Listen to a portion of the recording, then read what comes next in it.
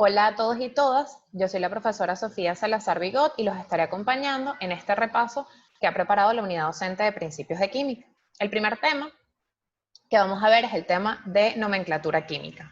Definamos entonces qué es nomenclatura química. Es la parte de la química que establece el conjunto de reglas y fórmulas para nombrar los compuestos y elementos químicos. Esto para que los científicos alrededor del mundo podamos entendernos sin importar el idioma que hablemos.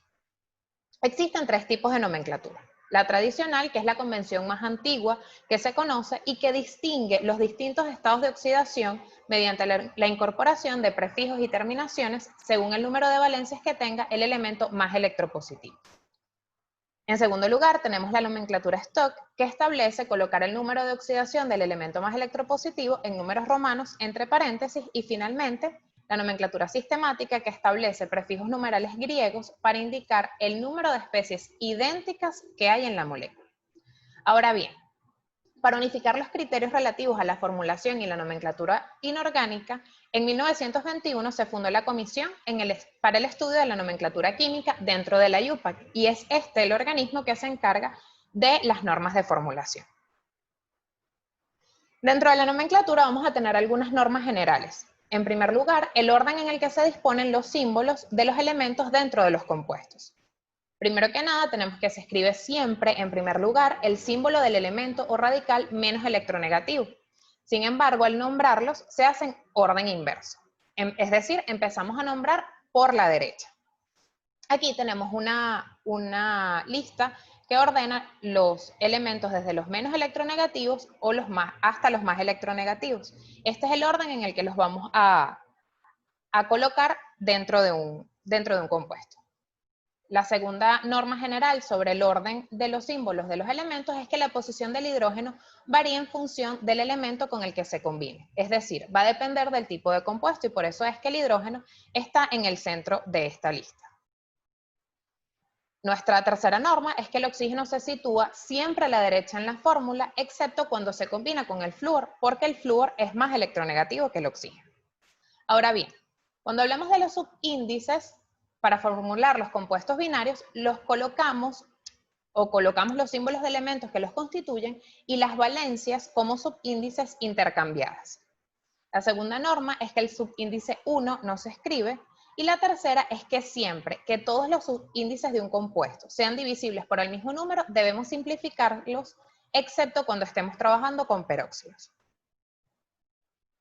Ahora bien, cuando hablamos de prefijos y sufijos vamos a tener diferencias según el tipo de nomenclatura que estemos utilizando. En el caso de la nomenclatura tradicional, se emplean prefijos y sufijos para distinguir la valencia con la que está actuando un elemento. Es decir, nosotros vamos a tener distintas reglas en la nomenclatura tradicional dependiendo del número de valencias que tenga un elemento. En esta lámina pueden ver cuáles son los prefijos y sufijos que vamos a utilizar dependiendo del número de valencias y esto lo vamos a ver con más detalle cuando vayamos avanzando en los tipos de compuestos químicos que estemos trabajando. Por otra parte, en la nomenclatura sistemática, como ya dijimos, se emplean prefijos griegos para expresar el número de veces que se encuentra el mismo átomo de un elemento en un compuesto.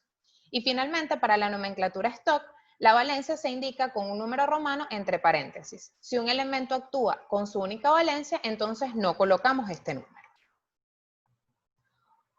Algo que es importante cuando trabajamos con la nomenclatura química es que en algunos casos utilizamos las raíces de los elementos y no las raíces, utilizamos las raíces latinas y no las raíces castellanas de los elementos para nombrarlos. Como por ejemplo, cuando trabajamos con compuestos de azufre, la raíz que utilizamos es sulfur. Un ejemplo de esto es el ácido sulfúrico y así para los elementos que están en esta tabla como el cobre, el estaño, el hierro, el oro, la plata y el plomo. Es importante que nosotros podamos determinar cuál es el número de oxidación de un elemento si en todos nuestros tipos de nomenclatura esto es decisivo para saber cómo nombrar un compuesto. Entonces, tenemos algunas reglas para determinar este número de oxidación. La primera de ellas es que el átomo de un elemento libre es 0. Los iones monoatómicos usan como número de oxidación su propia carga. En toda molécula la suma de los números de oxidación es igual a 0. El oxígeno tiene valencia -2, excepto en los peróxidos, cuya valencia es -1, y cuando se combina con el flúor, que tiene valencia +2.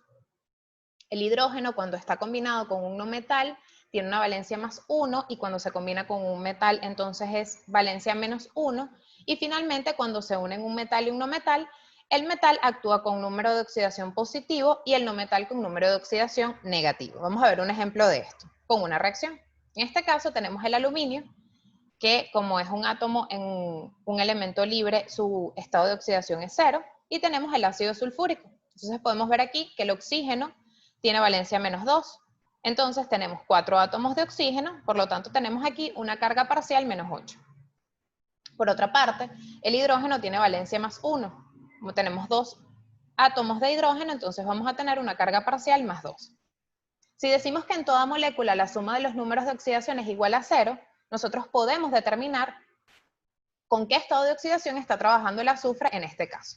Entonces así tenemos que 2 más X, que representa el estado de oxidación del azufre, menos 8, que es el estado de oxidación para todos los átomos de oxígeno, esto es igual a 0. Despejando X de esta ecuación, tenemos que el azufre está trabajando con valencia +6. En esta misma lámina están explicados para los productos de esta reacción.